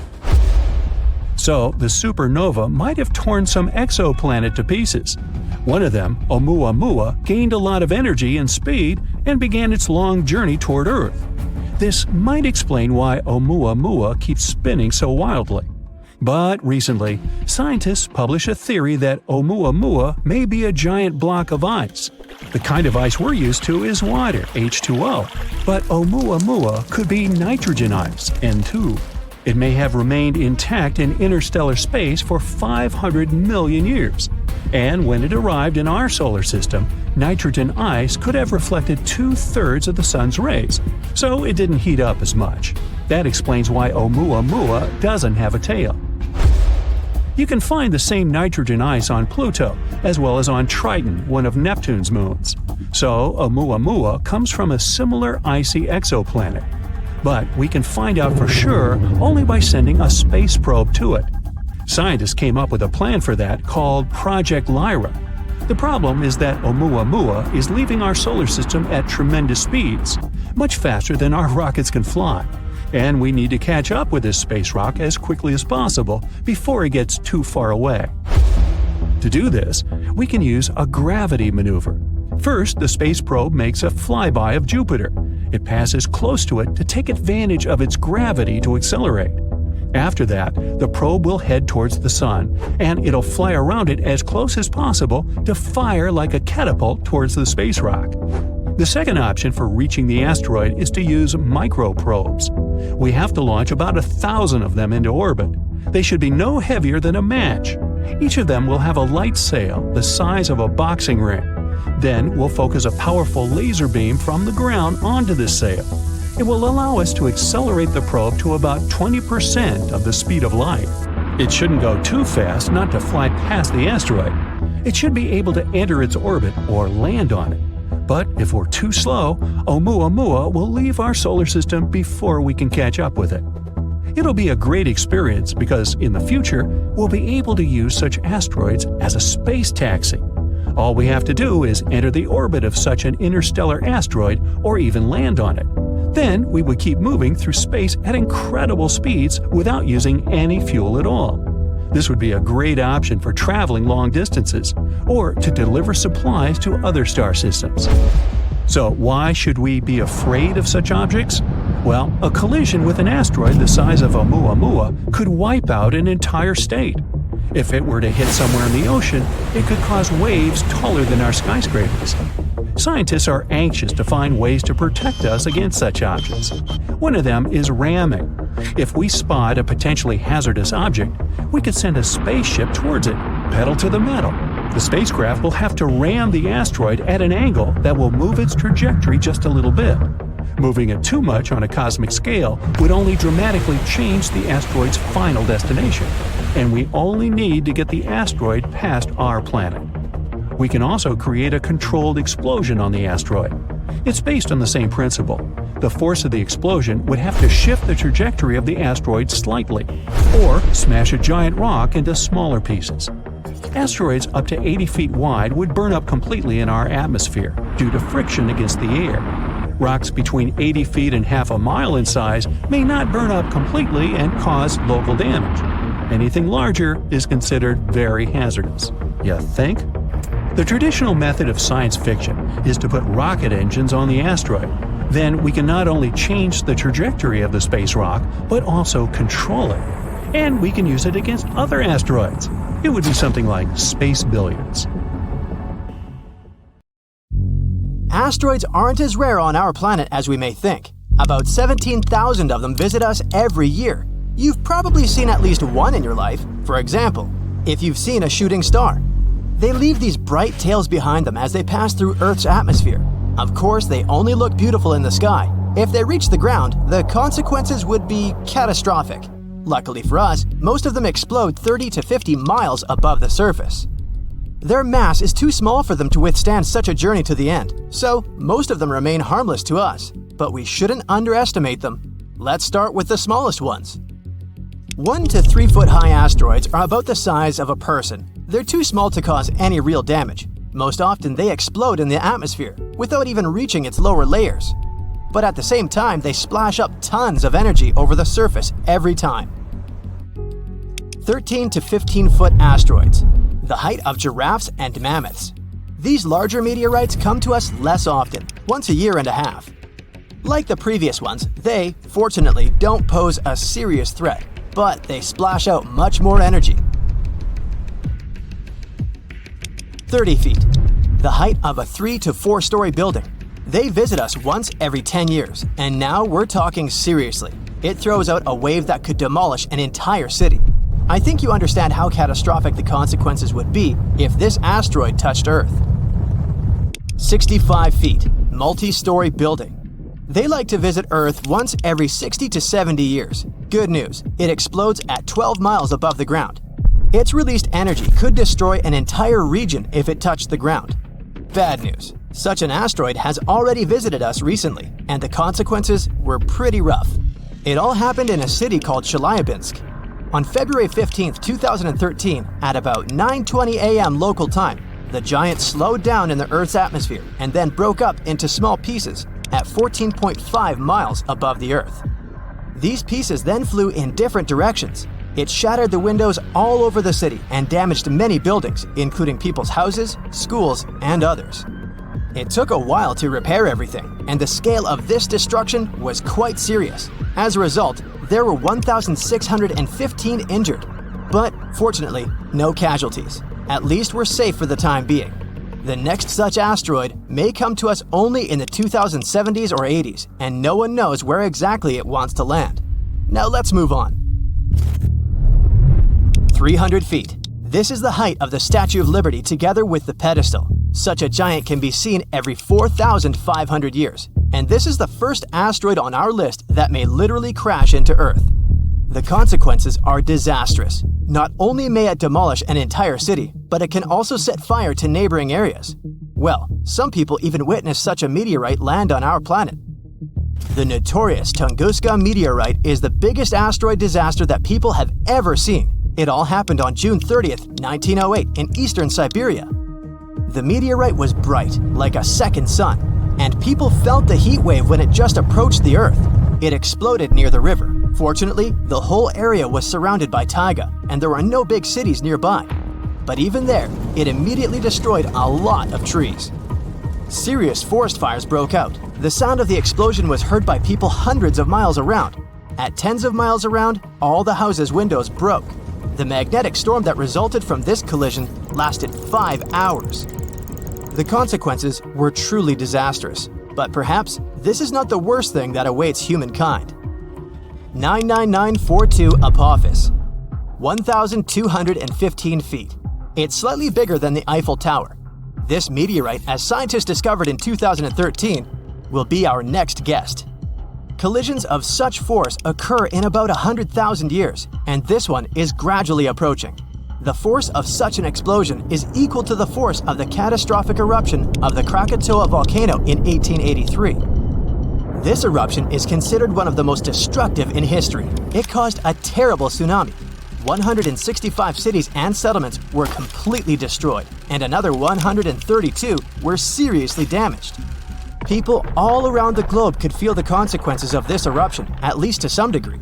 Such an asteroid could leave a 3.5-mile crater, and this is one we'll face in the distant future. But calm down, no need to panic yet.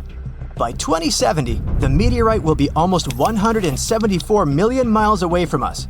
It still has a very long journey ahead of it, so we're safe for at least 100 years, or even more. Besides, our planet has survived something even worse. 3,280 feet. This is higher than the tallest tower in the world, the Dubai Burj Khalifa Tower. Such collisions occur once every 500,000 years. We're not sure when such a collision occurred the last time. 70% of our planet is covered with water. If such meteorites fell into the ocean, it would be extremely difficult to find their traces. But we can assume the possible consequences. The wave would have swept across the entire hemisphere. The crater would be about 9 miles in diameter, and that would be a complete disaster. The last event of such a force happened 26 to 28 million years ago.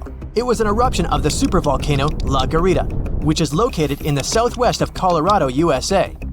It was one of the most powerful known supervolcanic phenomena in history. During this monstrous eruption, a significant part of the current state of Colorado was destroyed. Scientists are still not sure how far the ashes have spread, but there was an even bigger meteorite in the history of mankind. The consequences of that impact were irreversible for an entire species of animals. I think you know what I'm talking about. Chicxulub meteorite, the thing that wiped the dinosaurs off the face of the Earth. This happened about 66 million years ago. These collisions in general happen about every 500 million years. The height of the Chicxulub meteorite was 12.4 miles. It's so high that when it touched the ground, it could reach the stratosphere.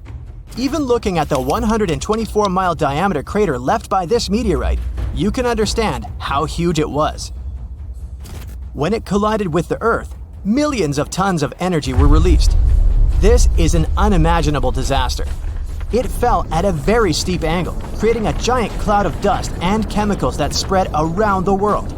This dust had a very thin layer, but also a mass of 50 trillion tons. The shockwave swept across the entire planet. It caused several earthquakes. Volcanoes began to erupt actively. Forest fires broke out everywhere, all over the world. The amount of soot and carbon dioxide released into the atmosphere is invaluable. The Earth was closed from the sun for several days. Darkness reigned all over the planet. Planets couldn't produce enough oxygen, so there was nothing to breathe. The temperature on the continents and in the oceans dropped by an average of 50 to 90 degrees Fahrenheit. Sounds horrific, doesn't it? And, of course, it caused one of the greatest extinctions in the history of the Earth's biosphere. Amazingly, the Earth was able to recover after such a catastrophe. This event became the boundary between the Mesozoic and the Cenozoic eras. So now, those who wondered, how could a small meteorite destroy all the dinosaurs, probably understand the answer. Perhaps the largest collision in the history of our entire planet was not a collision with a meteorite, but with an entire planet. This happened many, many billions of years ago. Theia, as this hypothetical dwarf planet was called, crashed into our Earth, releasing an incommensurable amount of energy, just quadrillions of fuel. The Earth then instantly turned into a giant fire, and it was this collision that led to the creation of the Moon. All that sounds terrifying, I know, so let's just hope that you and I will never see anything like this. Can you imagine that all modern humans came from about 1,000 people? Around 800,000 to 900,000 years ago, almost all of our ancestors disappeared, leaving about 1% of the population behind. So, what the heck happened? The Earth often goes through glacial cycles, things that we call ice ages. Back in the past, they were pretty mild and happened regularly, about every 41,000 years. The ice ages happened because of the Earth's axis. Our planet is slightly tilted at an angle, which is why its axis isn't straight up. Over thousands of years, this tilt has changed a bit. This teeny tiny shift completely changes how much sunlight we receive, especially at the poles, and leads to incredibly strong cold or warm periods. About 2.6 million years ago, when early humans were settling in on Earth, the Pleistocene epoch started. That's the era we traditionally call the Ice Age, the one from the movies. Large ice sheets completely covered parts of North America, Europe, and Asia. It wasn't constant ice everywhere all the time. These glacial cycles came and went, and sometimes ice sheets melted for a while. But overall, things were still much snowier and colder compared to now. We can still see the evidence of this from back in the day. Those glaciers carved out valleys and left behind some awesome things like moraines and fjords. And since sea levels were super low, a huge part of the world was land. This allowed people and animals to travel between continents and spread everywhere. It was the time of the megafauna. You all know about it from the movies. Woolly mammoths, saber-toothed cats, giant ground sloths, and mastodons. Our ancestors had some fun times hunting all those giants. Now, humans didn't come from one lineage. It wasn't like monkeys slowly turned into humans. We also consisted of many species – Homo erectus, Neanderthals, and so on. But only one species, Homo sapiens, survived and turned into modern humans. Harsh conditions forced them to get smarter. They learned how to make tools, clothing, and shelters to survive. They became hunter-gatherers and invented fire, which turned out to be super useful during the Ice Age, you think? But they had no idea what horrible change was coming. Something disastrous happened about 800,000 to 900,000 years ago. Humans faced a drastic population crash. Only 1,280 people survived, give or take. Some 99% of early humans were wiped out, and this tiny 1% was lucky enough to become our ancestors. This almost extinction, unsurprisingly, was the climate's fault. It was the Middle Pleistocene transition. The Earth's orbit around the Sun changed its shape a bit. Carbon levels dropped. A lot of stuff was happening, and the Earth's climate was going wild, becoming incredibly cold and dry. The seas suddenly got chillier, and Africa and Eurasia experienced horrible droughts. Looking for food was almost impossible. Scientists learned this by taking the DNA of about 300,000 people from all around the world. They used a new method to help them map the history of human evolution over 1 million years and learn more about it. No wonder we can barely find any fossils from that time. There was almost no one around. What's interesting is that before that happened, most apes had 24 pairs of chromosomes. But because the population became so small, 2 sets got fused together, and we ended up with 23 pairs. This was the final straw that separated us from other apes. Chimpanzees, gorillas, and orangutans all have 24 pairs, but our fused one became known as the human chromosome. Like a ripple effect, this little thing influenced our brain side, helped us start walking on our toes, and even form language. It took humans about 100,000 years to recover from this catastrophe. Only after all that time, they started spreading around again. Isn't that insane how we managed to go from 1,000 to 8 billion people? In any case, the Ice Age finally ended about 11,700 years ago. The warm period, called the Holocene, began. As things got warmer, human civilizations finally began to develop. 5,000 years ago, it was ancient Egypt, then the Indus Valley Civilization, ancient China, and others. And while we've been thriving for a while, there's one catch. The Middle Pleistocene transition changed the length and intensity of glacial cycles. Before the transition, sure, there was the Ice Age, but the cold was milder, and the glacial cycles were shorter. Things got covered in ice sheets about every 41,000 years. But after the transition, the glacial periods became longer and more severe. These cycles started following a new pattern. Although they happened every 100,000 years, they were super intense. Ice sheets grew large, even extending to the south. So from now on, ice ages that will continue to happen in the future will be a bit different. The next one should be at least 50,000 years from now, maybe longer. It's good for us because it'll occur later. But at the same time, the consequences will be stronger. What our ancestors went through is called a population bottleneck. That's what we call a sudden and huge reduction in the size of a population. Usually it happens because of things like earthquakes, floods or droughts, fires, and even human actions.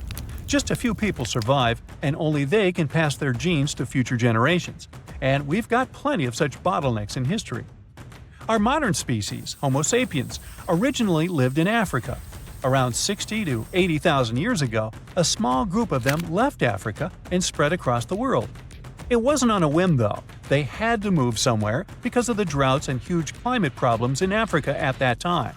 They had to go look for food and find new places to live. They traveled through the Middle East, moving into Europe and Asia, and eventually reaching Australasia and the Americas. They quickly settled across different continents and started mixing with local human-like species, like Denisovans and Neanderthals. But there was a problem. Originally, the African species were super genetically diverse, but since only a small part of them decided to move out, they carried just a bunch of these diverse genes with them. Unfortunately, this caused a bottleneck for everyone. Human-like species from other parts of the world became less genetically diverse. Since they had a smaller gene pool, they became more vulnerable to all the harmful stuff. The African population also had a drop in genetic diversity. But at least humans managed to survive, although eventually non-African populations really dropped, and there were no Neanderthals or Denisovans left, only us, Homo sapiens. That's why we can say that all modern humans came from Africa. Early humans sure had it rough. About 74,000 years ago, they went through yet another disaster, the Topa catastrophe. But keep in mind that all these things are just a hypothesis. It's not certain whether it actually happened. Now basically, scientists think that there might have been a supervolcanic eruption at Lake Toba in Sumatra, Indonesia. This volcano going crazy was an absolute catastrophe for Earth's climate and humans. The eruption was one of the most powerful volcanic events in the last 2 million years. It spewed out from 670 to 1,500 cubic miles of lava and volcanic stuff. Just so you know, there are about 3,100 cubic miles of water in our planet's entire atmosphere, and this eruption had almost half as much lava. This horrendous disaster led to the formation of Lake Toba, a massive caldera lake in Sumatra. It also spewed out tons of ash and sulfur dioxide into the atmosphere. This caused the so-called volcanic winter, which means that while it's not actually winter, the temperatures drop and the planet is freezing because all these ash clouds are blocking the sunlight from reaching the Earth. This event affected climate patterns for years to decades. This also most likely sped up the arrival of the next glacial cycle. Luckily, humans are crazy good at surviving. The global human population was reduced to a few thousand people yet again, and they still managed to overcome this.